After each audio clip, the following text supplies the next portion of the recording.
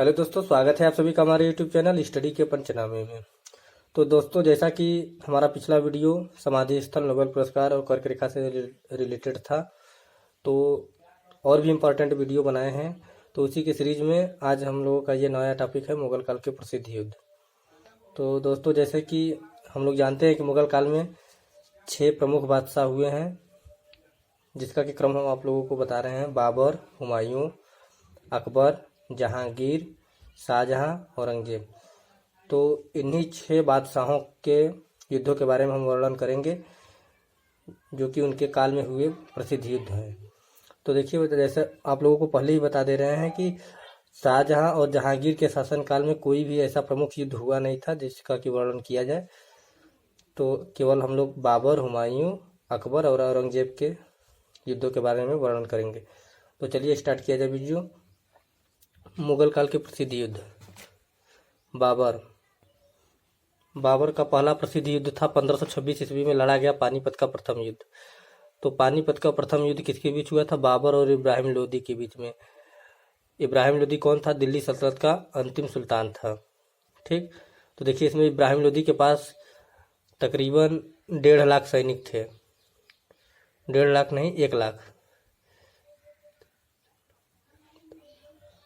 1 लाख सैनिक थे और बाबर के पास केवल 15,000 सैनिक थे। लेकिन फिर भी बाबर की विजय हुई थी। किस वजह से? क्योंकि बाबर ने इस युद्ध में तुलगमा युद्ध नीति अपनाई थी, और इसी युद्ध नीति की वजह से बाबर ने इब्राहिम लोदी पर विजय पाई थी। और देखिए, उसी के सीरीज में बाबर का दूसरा प्रसिद्ध युद्ध कौन सा था? खानवा का युद्ध, जो कि 1527 ईस्वी में लड़ा गया था। किसके किसके बीच में? बाबर और राणा सांगा के बीच में। राणा सांगा का वास्तविक नाम संग्राम सिंह था और ये मेवाड़ का शासक था। तो देखिए, खानवा के युद्ध में भी बाबर की विजय हुई थी, और इस युद्ध के जीतने के बाद बाबर ने जिहाद का नारा लगाया था और गाजी की उपाधि धारण की थी। फिर उसी सीरीज में आगे 1528 ईस्वी में चंदेरी का युद्ध हुआ। चंदेरी का युद्ध बाबर और मेदिनी राय के बीच में हुआ था। मेदिनी राय कौन था? मालवा का शासक था। इस युद्ध में बाबर ने मेदिनी राय को हरा करके उसका सिर काट लिया था, और इसी युद्ध के दौरान बाबर ने सिरों की मीनारें बनवाई थी। और बाबर ने सर्वप्रथम चंदेरी के युद्ध में ही जौहर प्रथा को देखा था। जौहर प्रथा क्या होता है कि जैसे जब कोई, मान लो, राजा किसी अन्य राजा पर आक्रमण करके वहाँ के साम्राज्य को जीत लेता था, तो वहाँ की औरतें उस आक्रमणकारी राजा से बचने के लिए एक अग्निकुंड में कूद करके आत्महत्या करती थी। वहीं जौहर प्रथा होता था। ठीक, चलिए आगे की सीरीज में देखा जाए। 1529 ईस्वी में 1529 ईस्वी में घाघरा का युद्ध हुआ। घाघरा के युद्ध को जल और थल का भी युद्ध हुआ के नाम से भी जाना जाता है, क्योंकि यह युद्ध जल में भी हुआ था और स्थल पर भी हुआ था। तो यह युद्ध बाबर और महमूद लोदी के बीच में हुआ था। बाबर और महमूद लोदी। इस युद्ध में भी बाबर की विजय हुई थी और महमूद लोदी हार गया था। देखिए, जो खानवा का युद्ध हुआ था बाबर और राणा सांगा के बीच में, इस युद्ध में मेदिनी राय, मालवा का शासक, और ये मेदिनी राय और महमूद लोदी दोनों ने मिलकर के राणा सांगा की मदद की थी। फिर भी खानवा के युद्ध में विजय किसकी हुई थी? बाबर की हुई थी। तो चलिए आगे की देखा जाए हुमायूं का। हुमायूं के शासनकाल के दौरान कौन कौन से प्रमुख युद्ध हुए हैं? तो सबसे पहला इसका प्रमुख युद्ध था 1531 ईस्वी में दोहरिया का युद्ध हुआ था। दोहरिया का युद्ध किसके बीच हुआ था? हुमायूं और महमूद लोदी के बीच में। तो देखिए, महमूद लोदी जो यहाँ हारा था, लेकिन ये उसमें मारा नहीं गया था बाबर द्वारा। लेकिन जब हुमायूं से युद्ध हुआ दोहरिया का युद्ध, तो इसमें हुमायूं ने महमूद लोदी की हत्या कर दी थी। फिर उसी सीरीज में आगे 1539 ईस्वी में चौसा का युद्ध हुआ। ये हुमायूं और शेर खां के बीच में हुआ था, और इसमें विजय किसकी हुई थी? शेर खां की।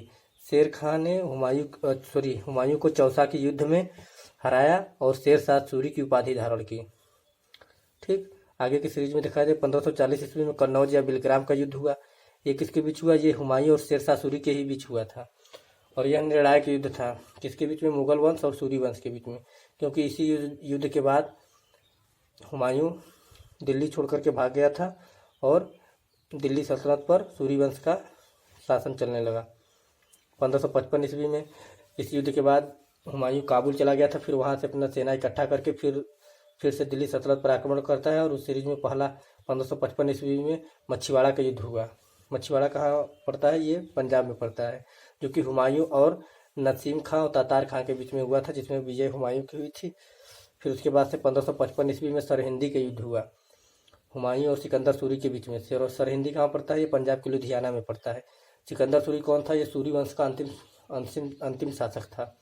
तो हुमायूं और सिकंदर सूरी के बीच में हुई थी, जिसका परिणाम हुआ था कि हुमायूं ने इस पर विजय पाई और पुनः मुगल वंश को स्थापित किया। आइए अकबर के बारे में जानते हैं। अकबर के शासनकाल के दौरान 3 प्रसिद्ध युद्ध हुए थे। पहला तो हुआ था 1556 ईस्वी में पानीपत की द्वितीय युद्ध या दूसरी लड़ाई। ये किसके बीच हुआ था? अकबर और हेमचंद्र हेमू। इसमें विजय किसकी हुई थी? अकबर का। तो देखिए, इसमें अकबर की तरफ से नेतृत्व किसने किया था? बैरम खां। इसलिए इस युद्ध को बैरम खां वर्सेज हेमू युद्ध भी बोल सकते हैं। तो बैरम खां के भी नियत में कुछ खोट आ गया था सत्ता को लेकर के, इसलिए 1560 ईस्वी में तिलवाड़ा का युद्ध हुआ अकबर और बैरम खां के बीच में। इस युद्ध में विजय अकबर का हुआ। फिर 1576 ईस्वी में हल्दी घाटी का युद्ध हुआ। हल्दी घाटी का युद्ध किसके बीच हुआ था? अकबर और महाराणा प्रताप सिंह के बीच हुआ था। और इस युद्ध में अकबर की तरफ से नेतृत्व किसने किया था? मान सिंह ने। तो इस युद्ध को मान सिंह वर्सेज महाराणा प्रताप युद्ध भी बोला जाता है। ठीक, तो जैसा कि आप लोगों को पहले ही बता दिए थे कि जहांगीर और शाहजहां के शासनकाल के दौरान कोई भी इम्पोर्टेंट युद्ध नहीं हुआ था। तो आगे चलिए औरंगजेब के शासनकाल से स्टार्ट किया जाए। तो देखिए, औरंगजेब के शासनकाल से पहले उत्तराधिकारी का युद्ध हुआ था। उत्तराधिकारी का युद्ध किसके बीच हुआ था? शाहजहां के 4 बेटे थे। शाहजहां के 4 बेटे थे। उन चारों बेटों का क्या नाम था? सबसे बड़ा बेटा था आपका दारा शिकोह था, जिसे कि लघु अकबर भी कहा जाता है। दूसरा बेटा था आपका औरंगजेब था। तीसरा था शाह शुजा। और चौथा बेटा कौन था? मुराद बख्श। शाहजहां के यही 4 बेटे थे। तो इन्हीं चारों भाइयों में उत्तराधिकारी का युद्ध हुआ था। युद्ध हुआ कैसे कि 1657 ईस्वी में शाहजहां ने घोषित कर दिया कि मेरा अगला उत्तराधिकारी दारा शिकोह होगा। तो उस समय औरंगजेब जो था वो अहमदनगर का सूबेदार था। अहमदनगर और दक्कन का सूबेदार था। शाह शुजा जो था वो बंगाल का सूबेदार था। मुराद बख्श जो था वो गुजरात का सूबेदार था। जब इन तीनों को ये बात पता चली तो इनके मन में भी बादशाह बनने की लालच हुई। तो ये तीनों भाइयों 1 बाय 1 युद्ध करते गए। तो देखिए, उसी के सीरीज में पहला युद्ध हुआ 1658 ईस्वी में बहादुरपुर का युद्ध, जिसमें कि वो तीसरे नंबर का बेटा कौन था? शाह शुजा और मुगलों की शाही सेना के बीच में युद्ध हुआ। जिसमें कि मुगलों की शाही सेना की तरफ से नेतृत्व किसने किया था? जय सिंह और सुलेमान शिकोह। तो इसमें शाह शुजा हार गया और मुगलों की शाही सेना की विजय हुई। फिर उसी सीरीज में हुआ 1658 ईस्वी में धर्मट का युद्ध। तो जब औरंगजेब को ये बात पता चली कि अकेले युद्ध लड़ करके मुगलों की शाही सेना से जीता नहीं जा सकता, तो औरंगजेब और मुराद बख्श ने मिल करके युद्ध लड़ा और मुगलों की शाही सेना पर विजय पाई। मुगलों की शाही सेना की तरफ से नेतृत्व किसने किया था? कासिम खां और जसवंत सिंह। तो उसी सीरीज में 1658 ईस्वी में फिर एक युद्ध हुआ, सामूगढ़ का युद्ध।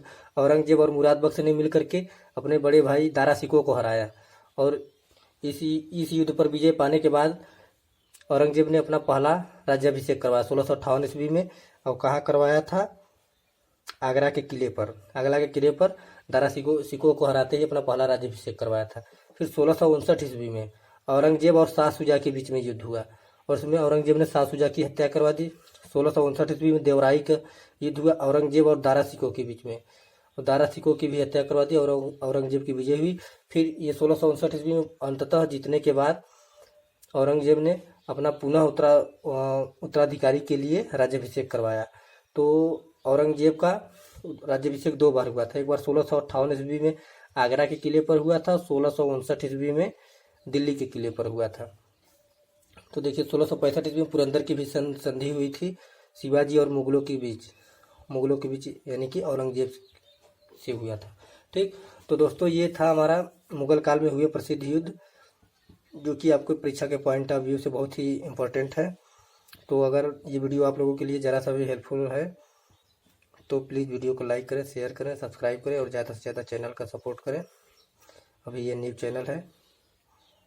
धन्यवाद दोस्तों।